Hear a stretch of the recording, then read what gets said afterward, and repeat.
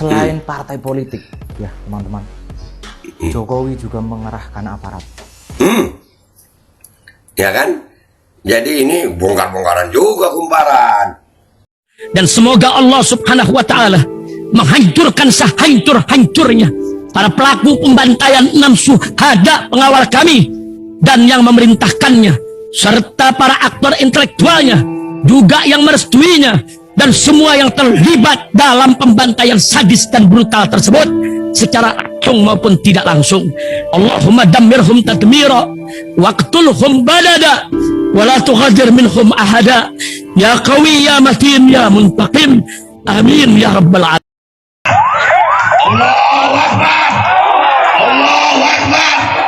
Al Godi, sekarang ada warnanya loh, baju koko habaib.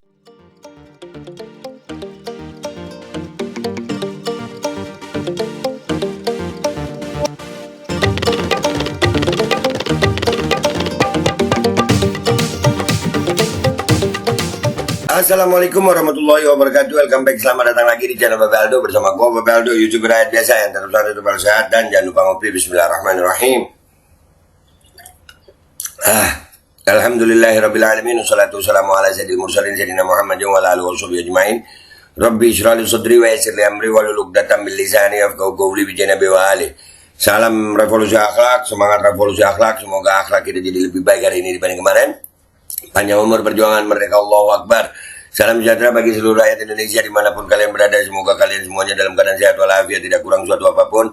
Dan mudah-mudahan kalau ada yang sakit dari kalian itu menjadi sakit penghapus dosa, penambah pahala, sakit yang insya Allah segera disehatkan oleh Allah Subhanahu Wa Taala dalam sehat yang manfaat. Amin ya rabbal alamin. Oke guys, seperti biasa sebelum masuk ke konten, ya jangan lupa kalian subscribe dulu ini, subscribe. Di sebrek dulu guys, di sebrek. Ayo. Channel backup ini kalian sebrek, mudah-mudahan channel utama nggak ada masalah. Oke, sekarang kita masuk ke konten. Ya, setelah film Dirty Food ini membuat panik banyak pihak dan udah ada yang melaporkan, ya. Itu nanti juga akan kita bahas orang yang melaporkan ini nanti habis gini ya. Itu apakah membuat media takut? Justru sebaliknya, bukan makin takut, makin menjadi membongkar kecurangan pemilu. Kali ini dari kumparan, luar biasa kumparan. Kumparan menanggapi ini bukan dengan ketakutan, justru dengan makin membongkar. Jadi ada semacam Dirty Food juga ya, sejenis dengan Dirty Food. Kumparan bikin demi kekuasaan ya. Ini cuplikannya guys, luar biasa. Nanti kita video lengkapnya kita taruh di belakang ya. Selain partai politik, ya teman-teman, Jokowi juga mengerahkan aparat.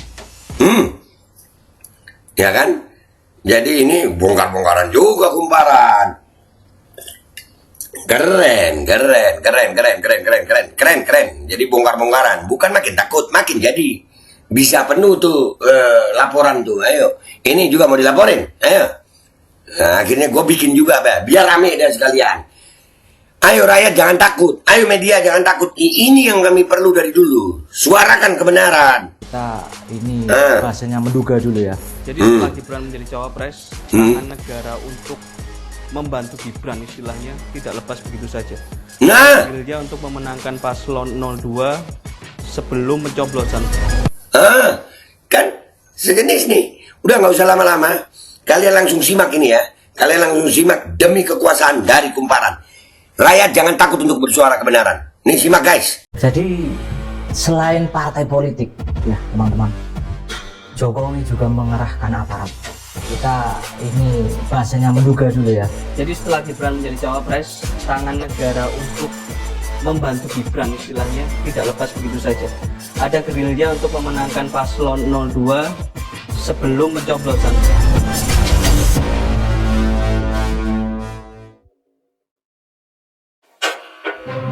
Kecurangan jelang Pilpres 2024 yang diungkap dalam film dokumenter Dirty Food bukanlah omong kosong. Liputan khusus Kumparan telah mengulas rangkaian dugaan kecurangan tersebut secara kontinu sejak tahun 2022 dalam lebih dari 22 edisi Lipsus kami. Nah, semua dimulai dari munculnya wacana Presiden 3 periode atau perpanjangan masa jabatan Presiden melalui amandemen UUD 1945. Kumparan mempublikasikan laporan soal itu pada September 2021. Ketika itu, 5 sumber Kumparan di internal koalisi Jokowi bercerita kepada tim kami, ide perpanjangan jabatan presiden muncul dari pendukung Jokowi non-parpol. Secara umum, ada 4 fase dalam proses rancang bangun upaya penguasa mempertahankan kekuasaan yang bermuara ke kecurangan yang terjadi hari ini. Fase pertama adalah upaya mempertahankan kekuasaan itu sendiri. Fase kedua adalah upaya penguasa mencengkram dan mengendalikan sejumlah kekuatan politik di Indonesia. Fase ketiga adalah pengerahan aparat dan instrumen negara untuk kepentingan pasangan capres-cawapres tertentu. Dan fase keempat adalah penggunaan program pemerintah untuk kepentingan kampanye. Nah, bagaimana alur ceritanya dari fase pertama? Erandi bisa cerita soal ini ya, karena waktu itu di fase pertama Erandi yang banyak liputan. Jadi begini Mbak, ya kita tahu kekuasaan itu memang nikmat sehingga siapapun yang berada di sana dan tergoda bisa menggenggamnya dengan erat-erat. Ini menghinggapi sejumlah pemimpin di berbagai negara termasuk di Indonesia.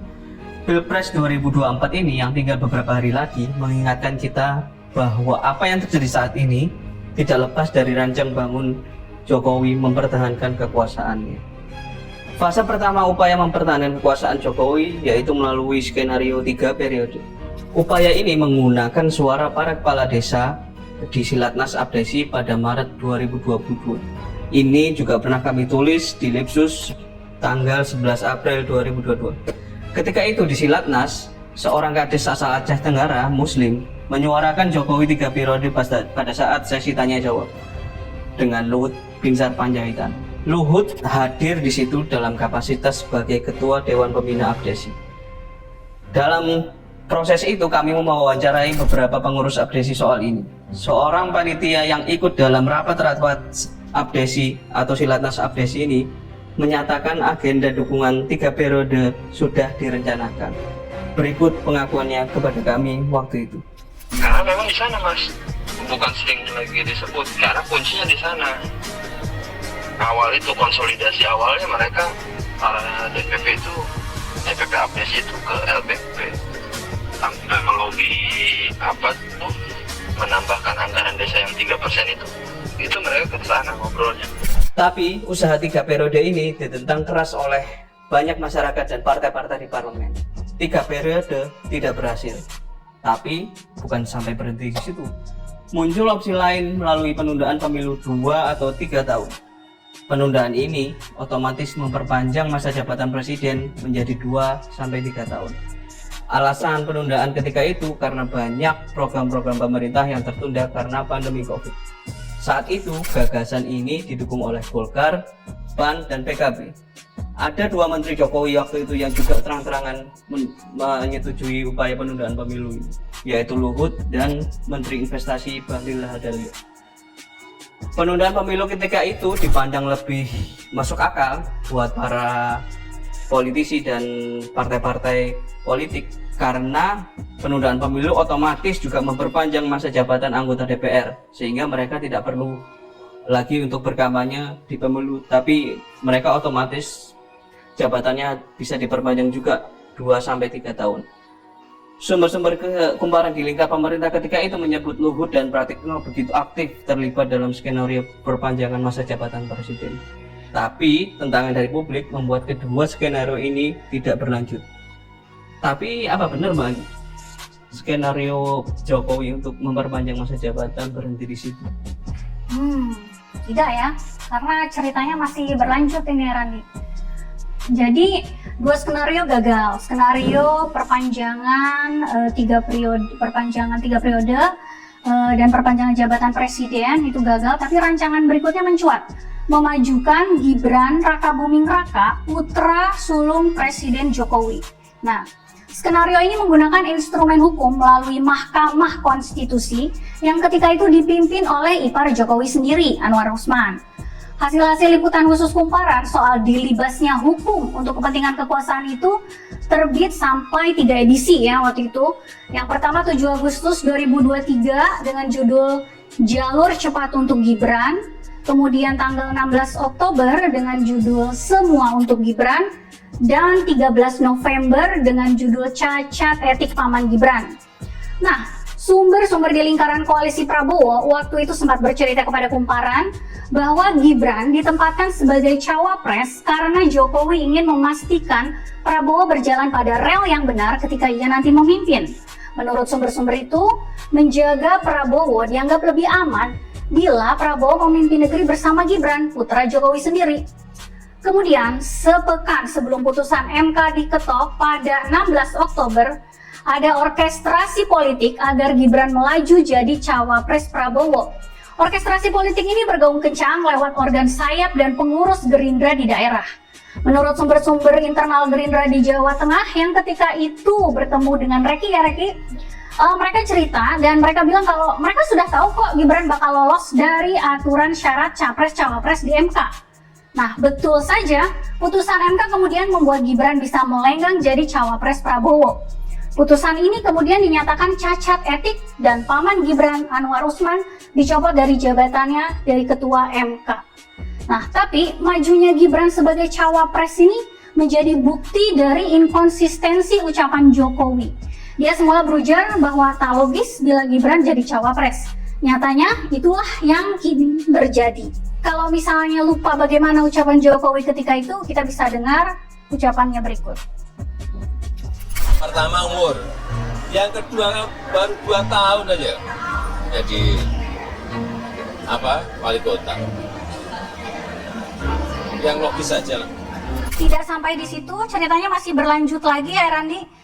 Lumayan panjang ini karena dari tahun 2022 seperti ada upaya yang sistematis. Jadi betul Mbak Agi, setelah Gibran menjadi cawapres, tangan negara untuk membantu Gibran istilahnya tidak lepas begitu saja. Ada gerilya untuk memenangkan paslon 02 sebelum pencoblosan, salah satu upayanya dengan menekan para kepala desa. Nah, sumber Kumparan lain di lingkar istana menyebut upaya pemenangan Gibran atau paslon 02 juga melibatkan jejaring kantor urusan agama di Kementerian Agama. Tapi bukan cuma itu, beberapa hari sebelum pencoblosan sejumlah aparat penegak hukum memintai data diri KPPS dan panitia pemilihan kecamatan dengan dalih pengamanan. Tapi yang jadi pertanyaan, mengapa permintaan data itu sedemikian detail sampai ke alamat dan nomor WhatsApp aktif? Bukankah bila aparat mau tanya data diri bisa lewat jalur resmi, lewat lembaga, bukan individu? Jadi berbagai manuver itu membuat gambaran pemilu curang sulit dihindari. Sejumlah sumber penyelenggara pemilu pun menyatakan kepada kita, saya dengan Agathon bertemu mereka, bahwa ada juga potensi utak-atik suara di tingkat TPS sampai rekapitulasi. Ini kami bahas di Lipsus edisi 12 Februari dengan judul Jangan Biarkan Kecurangan Menang. Masalahnya, upaya-upaya merusak demokrasi itu tidak berhenti sampai di situ. Sebelum semua ini terjadi, penguasa juga secara simultan berupaya mencengkram beberapa kekuatan politik untuk kepentingannya. Latif yang waktu itu ikut liputan soal ini pasti masih ingat soal manuver ini. Gimana ceritanya? Baik, Erandi. Terima kasih. Fase berikutnya adalah fase kedua, di mana pada saat itu penguasa mencoba mencengkram sejumlah kekuatan politiknya untuk memuluskan kepentingannya. Dalam hal ini, Jokowi diduga memainkan bidak caturnya. Partai-partai politik koalisi, terutama Golkar, ia meminta agar kepemimpinan Erlangga Hartarto pada saat itu diragukan karena kapasitasnya. Untuk terus memimpin Golkar, akibat elektabilitas partai yang tidak memungkinkan, pada titik inilah menurut sumber Kumparan di internal Golkar pada waktu itu, Jokowi mengintervensi, ia butuh Golkar untuk meredam tekanan dari PDIP, sekaligus mendukung Prabowo Gibran. Detail soal ini dibahas pada Lipsus Kumparan pada edisi 31 Juli 2023 dengan judul Mengincar Golkar. Selanjutnya, Jokowi tidak berhenti di partai Golkar saja, melainkan Jokowi juga diduga menjadikan PSI sebagai alat politiknya. Seperti yang kita ketahui, PSI selalu mendukung semua arah kebijakan dari Jokowi. Pada saat itu, putra bungsu Jokowi, Kaisang Pangarep, resmi menjadi ketua umum PSI pada 25 September 2023. PSI pun langsung merapat ke Prabowo pada saat itu. Rincian cerita ini pun dibahas di Lipsus Kumparan edisi 2 Oktober 2023 dengan judul Restu untuk Kaisang. Tapi, apakah intervensi Jokowi hanya berhenti pada sampai saat ini? Mungkin teman saya Raki bisa menjelaskan tentang ini. Tentu saja tidak berhenti sampai di situ, Mas Latif. Jadi selain partai politik, ya teman-teman, Jokowi juga mengerahkan aparat. Kita ini bahasanya menduga dulu ya, bagaimana kita pada pemilu kali ini mendengar ada istilah geng Solo. Geng Solo ini adalah pejabat-pejabat di kota Solo dulu. Mereka adalah pejabat dari TNI atau Polri yang sempat memerintah bersama Jokowi atau bekerja sama di kota itu bersama Jokowi. Sekarang orang-orang itu ada di pucuk-pucuk pimpinan. Sebut saja Panglima TNI Jenderal Agus Subianto atau Kapolri Jenderal Polisi Listio Sigit, dan terbaru ada Nana Sujana. Dia purnawirawan inspektur jenderal polisi dan sekarang jadi penjabat gubernur Jawa Tengah. Lalu nggak cukup sampai di situ saja, sudah ada penjabat gubernur. Jokowi masih menempatkan Kapolda Jawa Tengah adalah Ahmad Lutfi yang dulu kalau nggak salah dari penelusuran saya sempat jadi Wakapolresta Surakarta pada periode yang sama dengan Listio Sigit atau Nana Sujana, yaitu sekitar tahun 2011. Lalu juga ada Majen Wahyu Prasetyojono. Teman-teman juga ingat ya bahwa dia ini adalah salah satu ajudan pertama Jokowi di periode pertama tahun 2014. Sepertinya belum cukup dengan aparat TNI dan Polri. Aparat desa seperti yang sudah dijelaskan Mas Herani tadi juga dilibatkan lagi. Kali ini setelah 3 periode gagal, aparat desa pada tanggal 13 November 2023 itu mengumpulkan 8 organisasi kepala desa yang besar di seluruh Indonesia untuk berkumpul di Gelora Bung Karno tanggal 19 Novembernya, dan undangan itu pada yang tersebar itu penyeruan dukungan untuk Prabowo Gibran. Meskipun di lokasi ada peringatan bahwa jangan serukan dukungan di sini. Dan banyak kepala desa yang juga udah kecelik. Jadi mereka mengira kedatangan mereka hari itu adalah untuk meneriakan revisi UU Desa tentang biaya desa yang 5 miliar per tahun atau alokasi 70% dana desa. Nah, ini kita sudah lihat penggunaan Jokowi atau dugaan penggunaan Jokowi ke aparat TNI, Polri, dan aparat desa. Tapi kira-kira bisa lebih parah daripada ini nggak ya, Ton? Ya, bisa. Karena bukan cuma aparat, tapi ada juga penggunaan program-program pemerintah untuk kampanye. Oke. Jadi setelah calon presiden itu mendaftar ke KPU, sebagai konsekuensi politik pada tahap tersebut, kabinet Jokowi itu udah mulai terpecah belah karena kubu-kubu politik. Mahfud MD saat itu masih menjabat Menko Polhukam, kemudian dideklarasikan sebagai cawapres Ganjar Pranowo dari PDIP. Kemudian Menhan Prabowo Subianto menjadi capres, wakilnya kita ketahui sendiri Gibran Rakabuming Raka, anak Jokowi. Nah, taklah hal ini membuat berbagai kekuatan politik memandang Jokowi bakal berpihak ke kubu Prabowo Gibran. Nah, tapi beda-beda kubu politik ini nggak membuat menteri mengundurkan diri. Jokowi juga nggak memecat mereka, sebagaimana dibahas dalam liputan khusus edisi Kabinet Canggung di masa tanggung. Nah, pada Desember 2023 lalu, di era Jokowi menteri boleh berkampanye. Jokowi mengubah aturan kewajiban menteri untuk mundur setelah mendapat alas hukum dari gugatan Partai Garuda ke Mahkamah Konstitusi tahun 2022 lalu. Nah, konstelasi politik ini membuat kabinet yang sudah berkubu-kubu terasa kikuk dan tak berlangsung cair. Itu kata sumber seorang menteri. Secara tidak langsung, ada rangkap jabatan menteri yang seharusnya bekerja demi rakyat di sisa masa jabatan dengan jabatan politik demi urusan pemilu. Padahal tahun 2014 lalu, Pak Jokowi itu melarang rangkap jabatan semacam ini antara ketua umum parpol dan juga jabatan menteri gitu. Nah, kemudian kabinet ini status quo, isinya itu menteri-menteri yang berasal dari parpol pendukung 3 capres berbeda, Anies, kemudian Prabowo, kemudian Ganjar. Nah, ini bagai bom waktu yang kemudian dalam liputan khusus Jokowi memihak kabinet bergejolak pada 2024 bulan Januari. kabinet didera isu mundurnya menteri-menteri. Selain Mahfud yang kemudian akhirnya mundur, kemudian PDIP mengungkap juga menteri-menteri yang masih ada di dalam kabinet ini sebenarnya merasa nggak nyaman gitu di kabinet Jokowi. Termasuk yang diisukan pada saat itu adalah Menteri Keuangan Sri Mulyani yang menjadi salah satu menteri yang dibilang itu nggak nyaman gitu. Duduk perkaranya itu kalau menurut sumber-sumber kumparan yang kami temui, karena permintaan tak logis menambah dana bansos akhir 2023 lalu. Padahal APBN itu sudah diketok sejak September. Terbukti awal 2024 Jokowi itu menggelontorkan 2 jenis bansos, BLT sama bantuan beras 10 kg. Nah, para pengamat dan politisi menilai bansos ini jadi instrumen untuk urusan politik. Jokowi terang-terangan. Setelah itu bilang presiden boleh kampanye. Kemudian juga Jokowi menunjukkan secara tidak langsung makan-makan dengan para menteri pendukung koalisi Prabowo. Nah, dengan kata lain, ini Jokowi ini ditengarai berpihak gitu.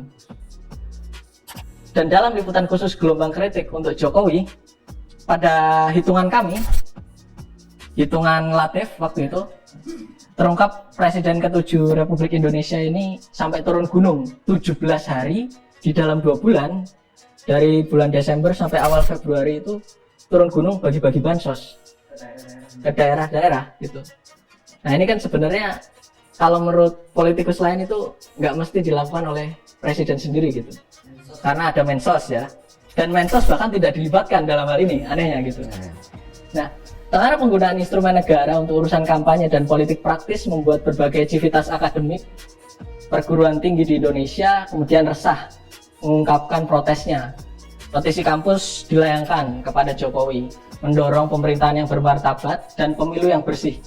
Dengan adanya semua fase-fase yang diduga menjadi kecurangan atau pengkondisian ini, akankah kemudian pemilu berlangsung jujur dan adil?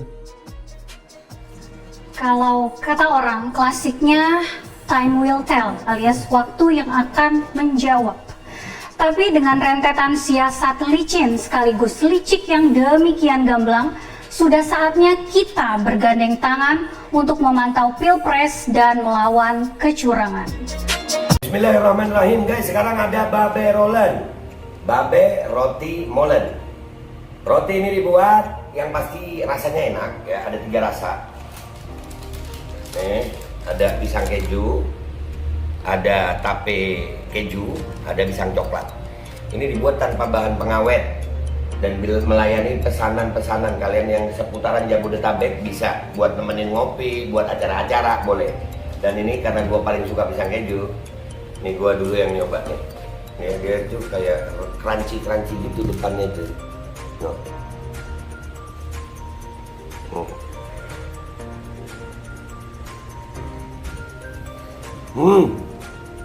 Lu tahu kerennya di depan nih, terus di dalamnya empuk.